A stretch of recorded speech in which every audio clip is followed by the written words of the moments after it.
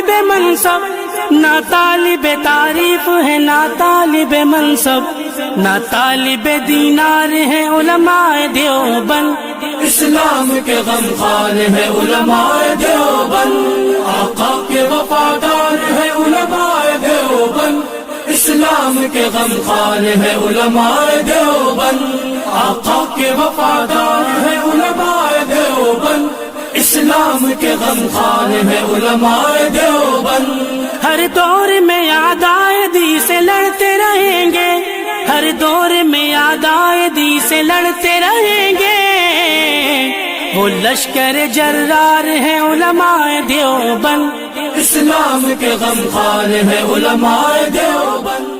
نضر الله وجوها لم تزل مثل السحاب من وريد القلب تروي عندما كل الهضاب.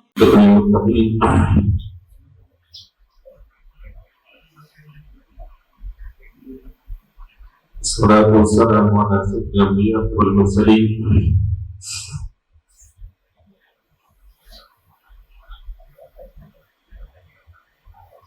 سيدنا وحبيبنا وحبيب رب العالمين محمد وعلى آله وأصحابه ومن هدى بهديه إلى يوم الدين.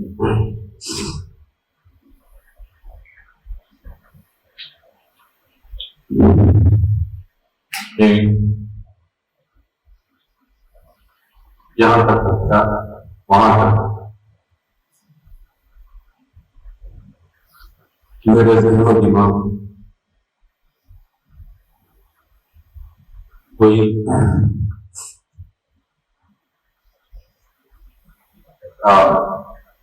تصور یا خیال نہیں تھا۔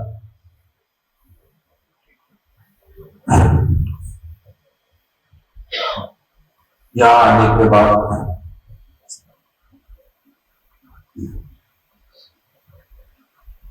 مجھ پر یہ تعلیم دراصل کچھ اکثر اپنے ساتھیوں کو دیکھا تو مجھے اپنی فراغت کے بعد تدریس کا پہلا سال ہے، اس میں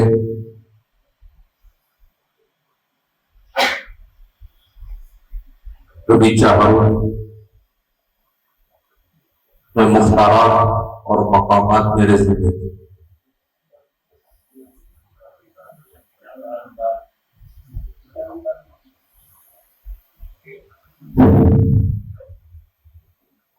تصور کے ساتھ ذہن و دماغ میں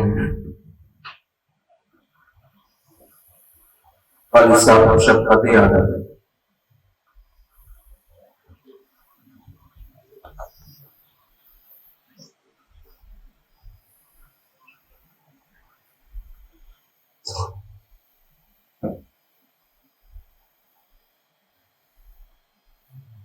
جب یہ فارغ ہوا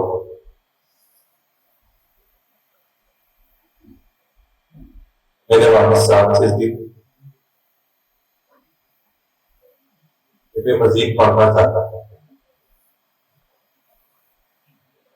والد صاحب نے کہا کہ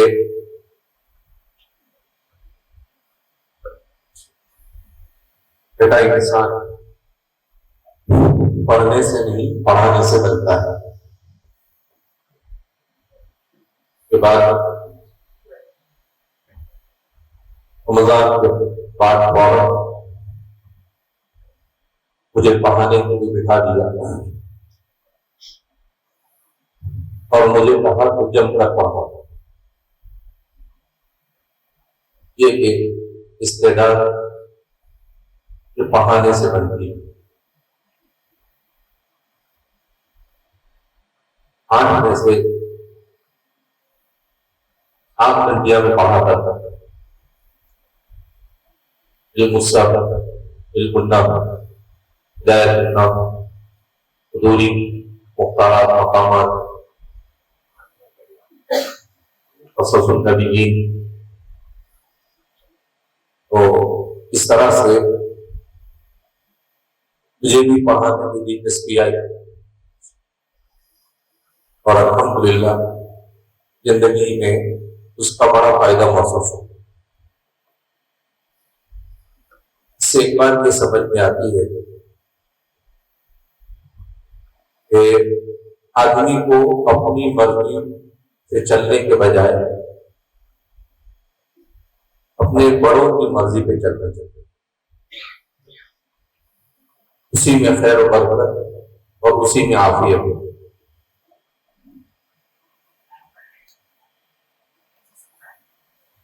اگرچہ آپ حضرات کی جامعہ سے فراغت کو تقریباً 18-19 سال ہونے جا رہے ہیں،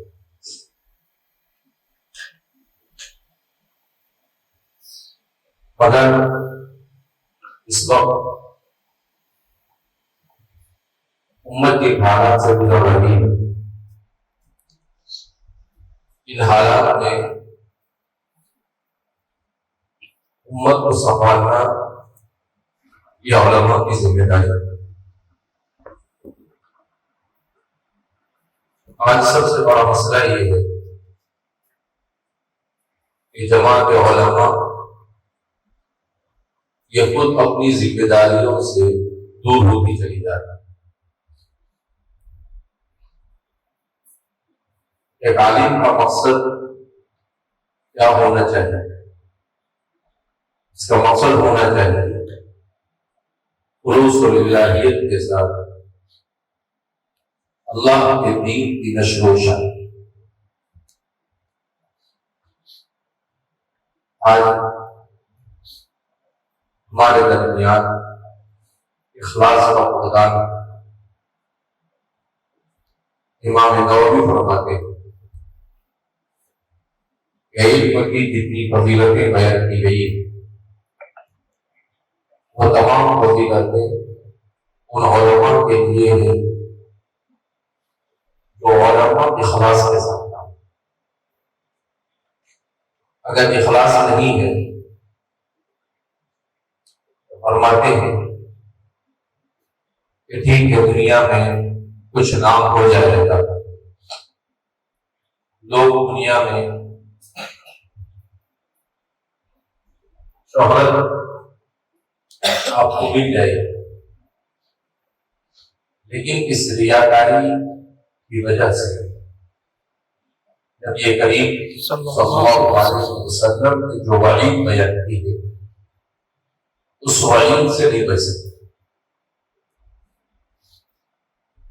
مرتبہ نبی کریم صلی اللہ علیہ وسلم نے اپنی دعا میں کہا کہ میں اعوذ بک اللہم انی اعوذ بک من جبن الحزن، میں پناہ مانگتا ہوں جبن الحزن۔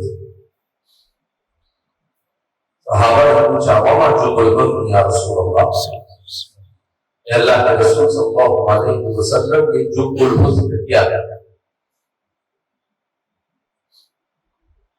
اس کے لوگوں کے اگر ہم معنی دیکھیں جبن کے معنی گھڑے کیا ہے؟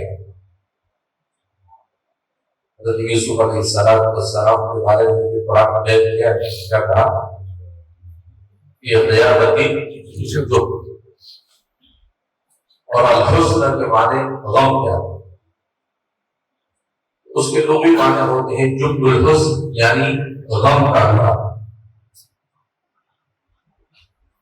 اللہ کے رسول صلی اللہ علیہ وسلم نے کہا کہ جہنم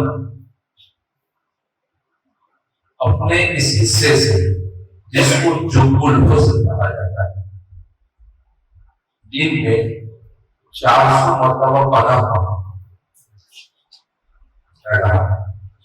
جہنم جب الحزن سے 400 مرتبہ پناہ مانگا۔ اللہ کے رسول صلی اللہ علیہ وسلم سے صحابہ نے سوال کیا یا رسول اللہ یہ کس کے لیے؟ اور جو گلحزن کے اس گھڑے میں کون ہوگا؟ تو آپ صلی اللہ علیہ وسلم نے ارشاد فرمایا کہ القراء والقراءون، بعض جگہ پر واو کے ساتھ اور بعض جگہ پر واو کے بغیر، القراء والقراءون، ریاکاری کرنے والے قراء۔ حضرت شعبہ حدیث نے اس کی شرح کرتے ہوئے لکھا کہ اس سے مراد علماء، قراء اور دین کے کام کرنے والے وہ تمام ہیں جو بغیر اخلاص کے ریاکاری کے ساتھ دین کی خدمت کرتے، جو بغیر اخلاص کے ریاکاری کے ساتھ دین کی خدمت کرتے ہیں۔ کہا کہ وہ سب اس کا حصہ ہے، صرف قاری مراد نہیں، اس لیے کہ دور اول میں قاری کہا جاتا تھا عالم کو۔ حضرت مصعب بن عمیر رضی اللہ تعالیٰ عنہ جب مدینہ منورہ تشریف لے گئے تو آپ جہاں پر حضرات صحابہ کو قرآن کریم سکھاتے تھے اس جگہ کا نام رکھا تھا دار الاقراء۔ نبی کریم صلی اللہ علیہ وسلم پر کی پہلی وحی نازل ہوئی تو کیا کہا گیا؟ اقرا۔ لہذا فرماتے ہیں کہ اگر دین کی خدمت کرے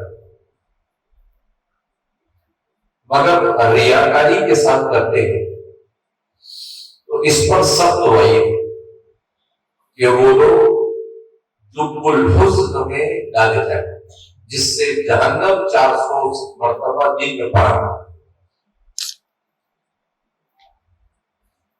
اب سوال پیدا ہو کہ اپنے اندر اخلاص کیسے پیدا کریں، ہم مخلص ہے یا نہیں، اس کا ہمیں خود کیسے پتا چلے؟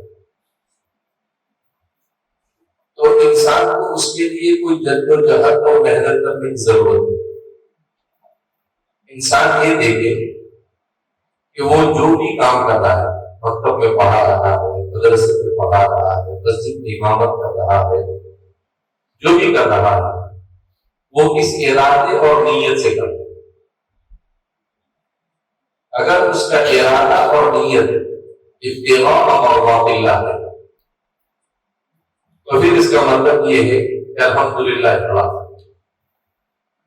اور اگر مقصد ابتغاء مرضات اللہ نہیں ہے بلکہ مقصد کچھ اور ہے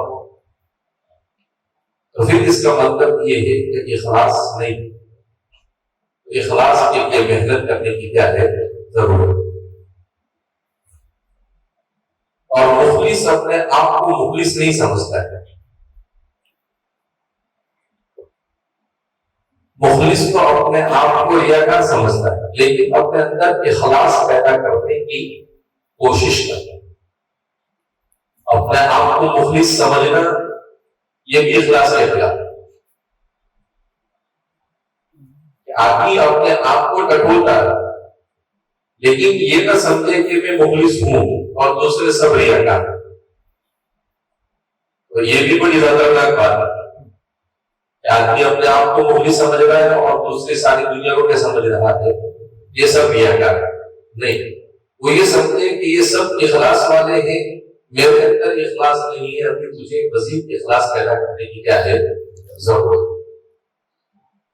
تو ہمیں اس چیز کی طرف توجہ دینے کی ضرورت ہے۔ دوسری چیز یہ، امت بے شمار مسائل سے دوچار ہے۔ امام غزالی رحمۃ اللہ علیہ فرماتے ہیں کہ جب علماء میں بگاڑ، بے فکری پیدا ہوتی ہے تو اس کے اثرات بادشاہوں پر اور حکمرانوں پر پڑتے ہیں، اور جب حکمرانوں میں بگاڑ آتا ہے تو اس کے اثرات پوری رعایت پر پڑتے ہیں۔ تو کہا آغاز ہوتا ہے کس سے؟ علماء۔ تو ہم یہ سمجھتے ہیں کہ بھائی لوگ بیکار ہیں، لیکن ہم یہ نہیں دیکھ رہے کہ ہم اپنی ذمہ داری سے کتنے دور بھاگ رہے ہیں۔ آج علماء ہو کر ہم کیا کیا کارنامے انجام دیتے ہیں، جس کو کیا نام دیا جائے، زبان پر لانا بھی آدمی کو اس سے بھی شرم آتا ہے۔ لہذا اس بنا پر ایک عالم بن کر عالمانہ زندگی کیسے گزارے، اس کی فکر کرنے کی ضرورت ہے۔ عالم تو بن جاتے ہیں، لیکن ایک عالم اس طرح سے زندگی گزارے، اس کی طرف ہماری توجہ نہیں۔ ہم کیا سمجھتے ہیں، عالم بن گئے، مکتب میں جا کر پڑھا دیا، مسجد میں امامت کر دی، کہیں پر کھایا کہیں پر سو لیا، تو ہم یہ سمجھتے ہیں کہ ہماری ذمہ داری کیا ہو گئی، پوری ہو گئی۔ نہیں، عالم کی سب سے بڑی ذمہ داری یہ ہے کہ وہ دین کی نشر و اشاعت کے لیے اپنی پوری زندگی کو وقف کرے۔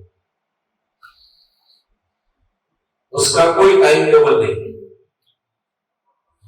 کہ بھائی اتنے بجے حضرت آرام فرمائیں گے، اتنے بجے حضرت کھائیں گے، اتنے بجے حضرت یہ کریں گے، نہیں، اس کا کوئی ٹائم ٹیبل نہیں۔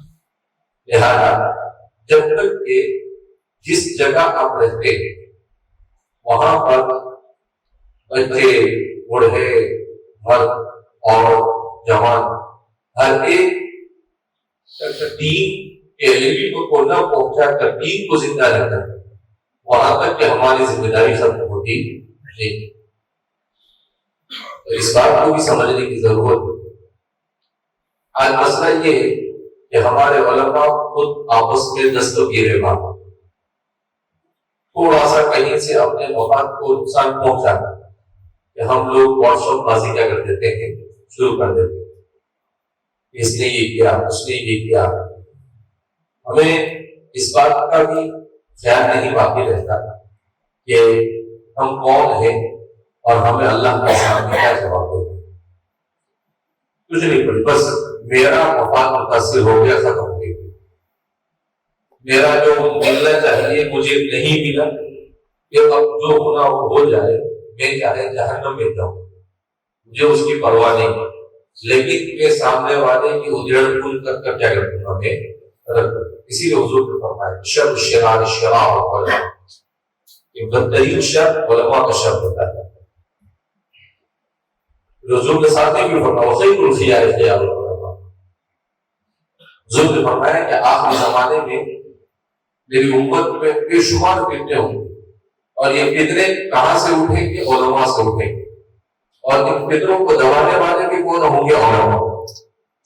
آدمی کو یہ خیال رکھنا چاہیے کہ ہم کسی بھی فتنے کا ذریعہ اور سبب نہ بنیں، ہماری وجہ سے امت میں کوئی فتنہ برپا نہ ہو جائے، ہماری وجہ سے امت اختلاف اور انتشار کا شکار نہیں ہوتا ہے، ہماری وجہ سے کسی ادارے کو، دین کے کسی کام کو نقصان نہیں پہنچتا ہے۔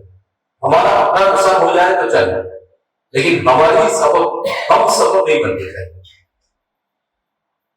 لہٰذا اس بنا پر اس نازک دور میں اپنے آپ کو ایک عالم کی حیثیت سے معاشرے میں پوری ذمہ داری کے ساتھ رہنا اور اس کے لیے کوشش کرنا بہت ضروری ہے۔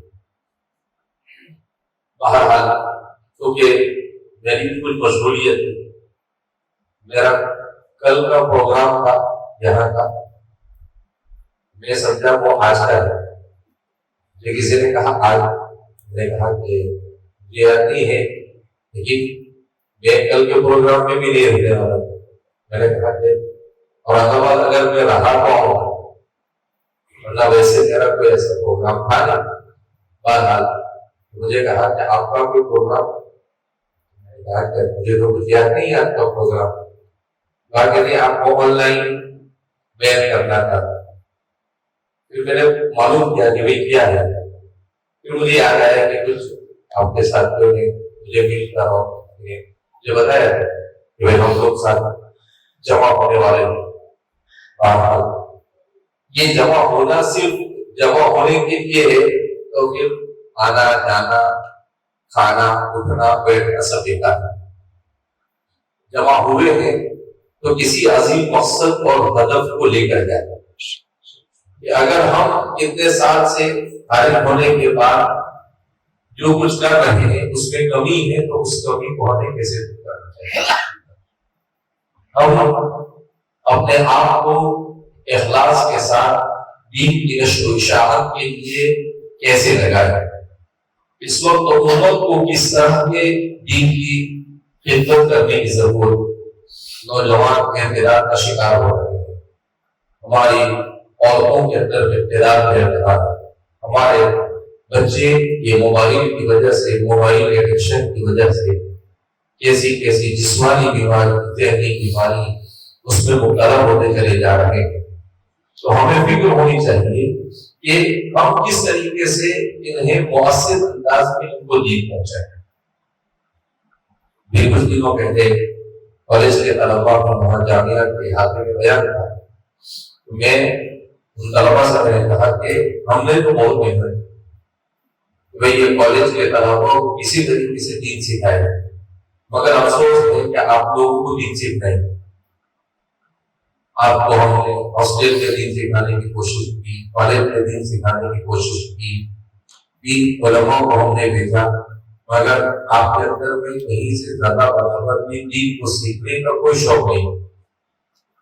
میں نے کہا کہ ہمارے والد صاحب تو یہ کہتے تھے کہ طلباء کو بھی پڑھنا نہیں ہے, ان کے ماں باپ کو بھی نہیں پڑھانا ہے, سب کچھ ہمیں ہی کرنا ہے. ان کے اندر شوق بھی پیدا کرو, انہیں پڑھاؤ بھی, انہیں جماؤ بھی, بس کیا ہے وما سلکم علیہ اجرا ان اجری الا علی اللہ, صرف اللہ کی خاطر ان کے پیچھے محنت کرنا ہے.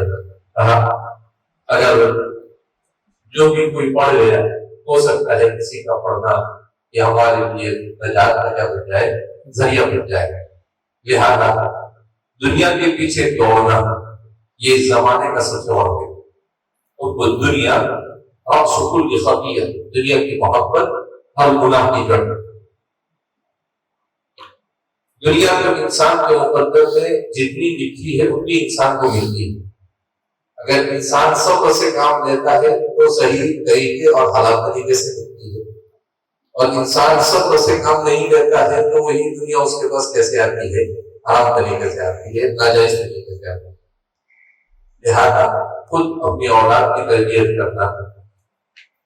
ابھی میں نے پھر ان طلبا کو میں نے کہا کہ بھائی دیکھو تم کو دین نہیں سیکھنا ہے تو تم کم سے کم عقیدہ تو سیکھو, مسلمان کا عقیدہ کیا ہونا چاہیے وہ تو سیکھو. پھر بیان کرتے کرتے اللہ نے دل میں بات ڈالی. تو میں نے کہا کہ آپ کو 4 سے 5 گھنٹے میں پورا اسلام کا نظام عقائد سمجھانا ہے. اگر آپ تیار ہیں, وہ سب تیار ہوئے. پھر میں سوچنے لگا کہ ان کو عقیدہ کیسے سمجھائے, ایسے شریر کو پڑھائے, ایک تو سمجھ میں نہیں آنے والا. تو اللہ نے ذہن میں بات ڈالی کہ الحمدللہ ہمارے علماء نے اس پر بڑا اچھا کام کیا ہے. تو میں نے حجت اسلام حضرت مولانا قاسم صاحب قانوی حکیم رکت حجت دیوی حضرت نامی رحمۃ اللہ علیہ, ان دونوں حضرات کی کچھ کتابوں کو سامنے رکھ کر اور اسلام کے تمام مقاصد پر لکھی جانے والی عید بہادیہ وغیرہ کو سامنے رکھ کر اس پر کام شروع کیا. تو اس کے کچھ 2-4 صفحے میں سفر کے دوران رکھے, اس لیے کہ جامعہ میں قیام کے دوران تو لکھنا پڑھنا بہت مشکل ہوتا ہے, سفر میں ہی لکھنا پڑھنا ہو جاتا ہے. وہ لکھ کر میں نے علی ہلال کو بھیجا. میں نے کہا کہ اس کو پریزنٹیشن کے طور پر تیار کرنا ہے. پھر انہوں نے کہا کہ آج ہی ممبئی سے فون آیا تھا کہ ممبئی میں کسی علاقے میں 2 نوجوان ابتلا کا شکار ہوئے. افسوس کی بات مسلمان مرتد تو ہو, مگر اب وہ 2 نوجوان دوسرے نوجوانوں کو بھی اسلام کے خلاف پل کرا. اس کی بنیادی وجہ یہی ہے کہ نہ دین گھر میں سکھایا جا رہا ہے, نہ مکتب میں جس طرح سے محنت ہونی چاہیے ویسے ہو رہی ہے. ہر جگہ پر دین سکھانے میں کمزوری, جس کا فائدہ دوسرے لوگ کیا کر رہے ہیں, اٹھا رہے ہیں. ایکس مسلم کے نام سے کتنا شکیل بن حنیف کے نام سے فتنہ، قادیانیوں کا فتنہ۔ ابھی میں بنگلور گیا تھا تو وہاں پر مجھے بتایا کہ مولانا بنگلور کے قریب ایک صاحب آئے اور بتایا کہ بنگلور کے قریب کچھ دیہات ہے پورے کے پورے شکیل بن حنیف کے فتنے کے اندر بنگلور میں کچھ علاقے ایسے ہیں کہ اس علاقے میں 50-50 100 گھر یہ شکیل بن حنیف کے فتنے کا شکار ہے۔ یہاں پر ہمارے اورنگ آباد کے اطراف کو اپنا فتنہ ہے، اور افسوس ہوتا ہے کہ جاہل اس کا شکار نہیں ہوتے ہیں، یعنی تعلیم یافتہ طبقہ بھی نہیں، اس کا شکار وہ ہوتے ہیں جو تبلیغ میں بڑا وقت لگا ہے، داڑھی ٹوپی آپ ان کو پہچان بھی نہیں سکتے، وہی لوگ اس کا کیا ہوتے ہیں شکار۔ حالانکہ میں ہمارے جماعت کے احباب کو ہمیشہ کہتا ہوں کہ دیکھو آپ امت کو فضائل پر لا رہے ہو، فضائل اعمال بتا کر اعمال پر لا رہے ہو، لیکن ضرورت ہے اس بات کی کہ امت کو عقائد سکھائی جائے اور امت کو مسائل بتائی جائے، اور وہ دونوں سے آپ کے ہاں غفلت، اسی غفلت کا یہ لوگ کیا اٹھا رہے ہیں فائدہ کو بہرحال خارجی داخلی ہر اعتبار سے امت فطروں میں مبتلا ہوتی چلی جا رہی ہے۔ تو ایسے میں ہم سب کو فکر مند ہونے کی ضرورت ہے، ہمیں پڑھنے لکھنے کا شوق ہونا چاہیے کہ کیا فطرے چل رہے ہیں، ہمارے اطراف و اطراف میں کیا ہے، ہمارے بچے کیا دیکھ رہے ہیں، اور ان بچوں کے پیچھے ہمیں کس طرح سے محنت کر کر ان کے عقیدے کو درست کرنا چاہیے۔ ہماری زندگی کا مقصد یہ ہونا چاہیے کہ کسی طریقے سے کوئی بھی ایمان کے بغیر اس دنیا سے کم سے کم ہمارے حلقے میں رہنے والا کوئی بھی ایمان سے محروم ہو کر اس دنیا سے نہ جائے، وہ ایمان کے ساتھ جائے، یہ فکر ہو، اور اس کے لیے دین کی تعلیم کے علاوہ اور عقیدہ امت کو سکھانے کے علاوہ دوسرا کوئی راستہ نہیں ہے۔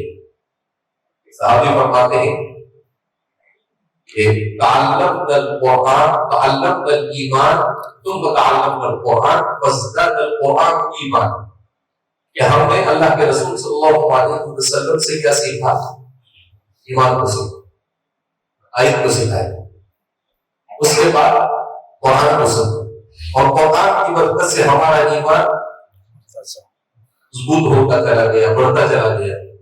تو ہم اس طریقے کو اختیار نہیں کرتے ہیں، لہذا امت پر عقیدے کی محنت کرنا، امت کو مسجد سے جوڑنا، امت کو دین کے کاموں سے جوڑنا یہ بہت ضروری ہے، اور آپس اختلاف اور انتشار سے بچنا بہت ضروری ہے۔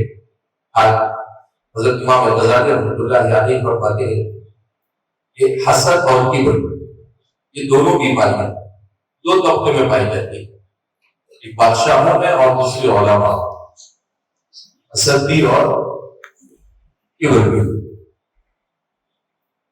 امام ابن القیم الجوزی نے کتاب میں لکھا ہے کہ کبر الطاعت اضر من کبر المعصیت، اطاعت کا کبر یہ معصیت کے کبر سے زیادہ سبب ہے۔ کیا مطلب؟ آدمی نماز پڑھا ہے، 20 سال سے امامت کرتا ہوں، ایک دن نماز نہیں گئی، ہاں بولیو مت کچھ، اس کا مطلب یہ ہے کہ کبر الطاعت، ٹھیک ہے میں آپ کو بھی نماز پڑھ دوں، آپ نے پڑھنے کے بجائے پڑھا تو آپ نے کوئی دوسروں کو احسان نہیں کیا، اپنے اوپر ہی احسان کیا، اس سے بیان کرنے کی ضرورت ہے۔ ابھی آدمی کہتا ہے کہ میں اتنے سال سے پڑھاتا ہوں تو میرے کو سکھانے آیا، یہ سب علامات ہے کبر۔ فرمایا کہ کبر اللہ کو الکبریاء والعزت والعظمت والعزت والنازع القیبه بالکعب، بریانی اور عظمت یہ میری چادر ہے، جو اسے کھینچنے کی کوشش کرے گا اللہ فرماتے ہیں کہ اسے اٹھا کر جہنم میں پھینک دیں۔ لہذا کبر سے بچنا چاہیے۔ اور دوسری بیماری حسد، حسد کی بیماری ہوتی ہے، اس نے بھی کہا کہ علماء مبتلا ہوتے ہیں اور بادشاہ مبتلا ہوتے ہیں اور مالدار مبتلا ہوتے ہیں۔ کیوں؟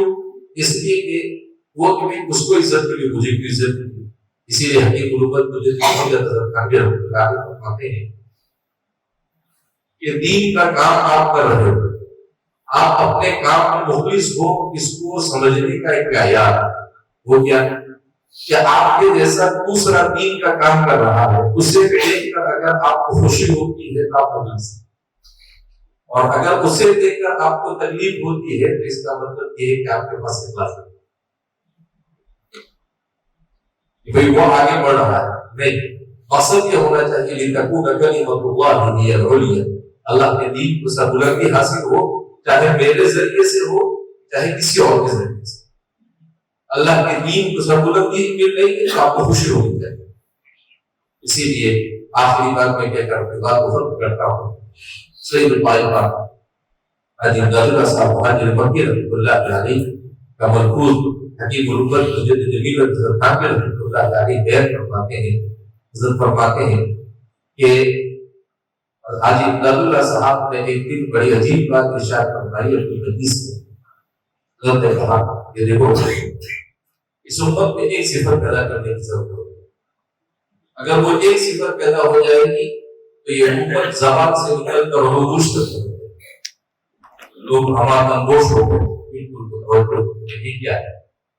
حاجی صاحب کو نیا لانے سے لگ رہا ہے۔ حاجی صاحب نے کہا کہ امت کے خواص میں، علماء میں یہ تواضع کی صفت پیدا کرنے کی ضرورت ہے، تواضع کے لیے محنت کرنے کی ضرورت ہے۔ کہا کہ حضرت تواضع سے بلندی کیسے حاصل ہوگی؟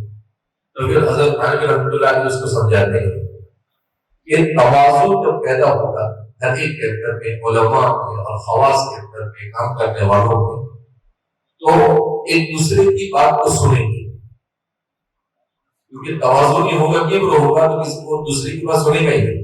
میں کہتا ہے یہ کون سی بات نہیں ہے، سنیں گے، لیکن تواضع ہوگا تو بات سنیں گے۔ جب بات سنیں گے تو سننے کے بعد آپس میں توافق پیدا ہوگا، قریب ہوں گے ایک دوسرے، اور جب ایک دوسرے کے قریب ہوں گے تو اس سے اتحاد پیدا ہوگا، اور جب اتحاد پیدا ہوگا تو امت منظم ہوگی، اور جس دن یہ امت منظم ہو جائے گی اس دن اس امت کو عروج سے کوئی ہو سکتا نہیں۔ کہا اس وقت کمی ہے اس امت میں منظم ہونے۔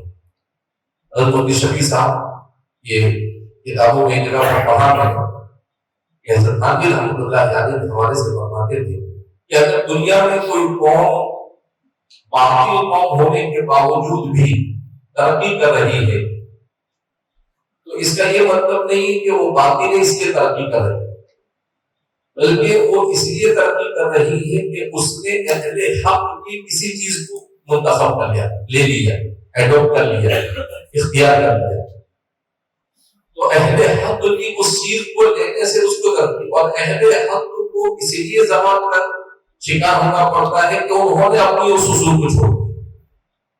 پھر حضرت مفتی شفیع صاحب فرماتے ہیں کہ جیسے ہمارے زمانے میں مغرب اور اہل مغرب اور یورپ کو ترقی حاصل ہوئی، کیوں ترقی حاصل ہوئی؟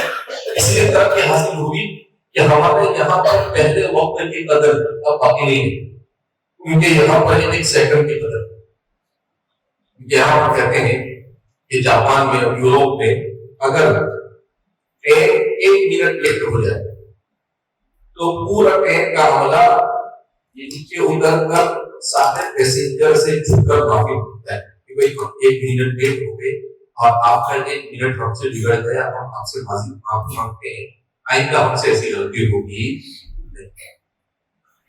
اور ہمارا کیا حال ہے ہم جانتے ہیں، ہم لوگ ہوئے تھے میٹنگ ہو تو میٹنگ جہاں پر ہو وہ پہلے بولتے دیکھو آپ صبح میں 9 بجے آنا ہے مگر ہندوستانی 9 بجے نہیں۔